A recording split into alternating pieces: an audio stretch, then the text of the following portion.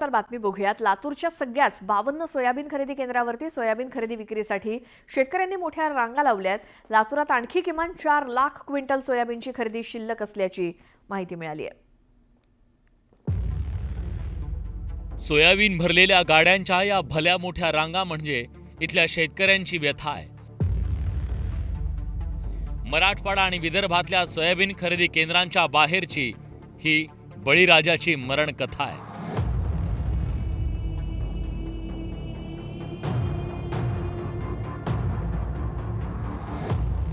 घरचा धनी घरदार सोडून रांगेत मुक्कामाला आहे। 5-5 दिवस आणि रात्री रांगेत थांबूनही ज्यांचा खरेदीला नंबर लागला नाही त्यांचा जीव टांगणीला लागलाय। कारण सरकारनं सोयाबीन खरेदीची दिलेली मुदत संपत आली आहे। शेतकरी एकतेचा रांगेत उभं राहूनही सोयाबीन खरेदी झालं नाही म्हणून शेतकऱ्यांच्या संतापाचा उद्रेक झाला। संतप्त शेतकऱ्यांनी तुळजापूर, सोलापूर, लातूर महामार्ग अडवून धरला। त्यामुळे वाहतूक ठप्प झाली। खरेदीला आता मुदतवाढ नको, खरेदीचं लेखी आश्वासन द्या, हे शेतकऱ्यांचं गाऱ्हाण आहे। इथून बाजारपेठेत गेल्यावर भाव कमी मिळणार आहे आपल्याला। त्याच्यासाठी शासनानं, महाराष्ट्र शासनानं केंद्राकडे निवेदन करून आपली तारीख कमी कमी एक महिना तरी तारीख वाढवून द्यावी। त्याच्यासाठी शेतकऱ्याचा फायदा होईल। मार्केटपेक्षा इकडं भाव थोडा जास्त भेटलेला आहे।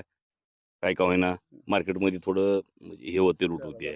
हां, त्यापेक्षा 1000 रुपये जास्त भेटते तर मग काय का होईना, पण तरी 8-8 दिवस 4-4 दिवस थांबून सुद्धा आणि त्याच्यात आणखीन तारीख पुन्हा मग एवढ्या तारखेपर्यंत घ्या असं तसं, म्हणजे एवढ्या तारखेपर्यंत जर गेलो तर तुम्ही त्याचा भाव मिळणार आहे, ते म्हणजे अडचणीत आहेत हो शेतकऱ्याला। सगळी कोणी आहे, माझा ड्रायव्हर, मी अथवा त्या माणसाला त्याचा खर्च जेवणाचा केला तर 1000 रुपये दररोज खर्च आहे आमचा।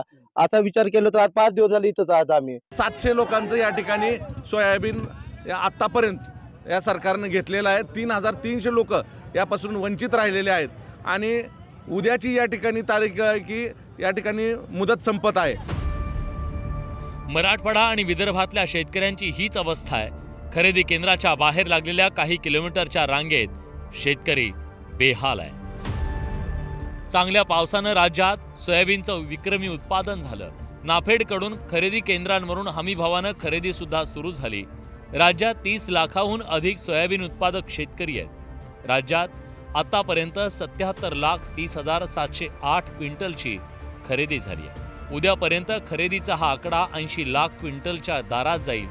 मराठवाड्यात नोंदणी तशी खरेदी नाहीये। खरेदी केंद्रावर 4,892 रुपये प्रति क्विंटलचा हमीभाव मिळतोय, म्हणून एवढी सगळी गर्दी आहे। अनेक ठिकाणी शेतकरी 4-4, 5-5 दिवस रांगेत उभा आहे। केंद्रावर खरेदी होत नसल्यानं तिकडे व्यापाऱ्यांकडून सुद्धा शेतकऱ्यांची कोंडी होतीये। बाजारात सोयाबीनचा भाव 4100 वर पोहोचला, म्हणून शेतकरी आज या रांगेत उभा आहे। सोयाबीन खरेदी होत नसल्यानं शेतकरी चिंतेत आहे।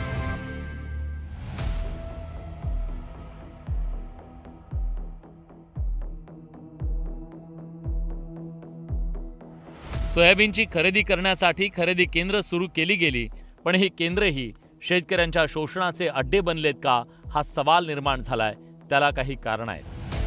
खरेदी केंद्रांवरून शेतकऱ्यांची लूट होत असल्याच्या अनेक तक्रारी येत आहेत। प्रति क्विंटल 100 रुपये हमालीची वसुली शेतकऱ्यांकडून केली जाते।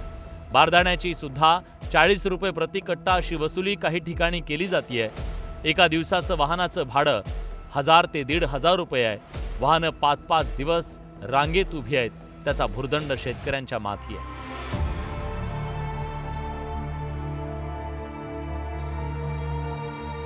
कष्टानं सोयाबीन पिकवलं, सगळ्या संकटातून त्याला कसंबसं वाचवलं। 4 दाणे पदरात पडले, पण त्याला बाजारभाव नाही। सरकारचा हमीभाव मिळवताना मरण यातनांपासून सुटका नाही। छळवणुकीला सामोरं जाणं हे नेहमीचंच आहे। त्याचे हाल कधी संपणार आणि त्याच्या कष्टाला योग्य दाम कधी मिळणार, हा त्याचा सवाल आहे। लातूरहून शशिकांत पाटीलसह बालाजी निरफळ, न्यूज 18 लोकमत, धाराशिव।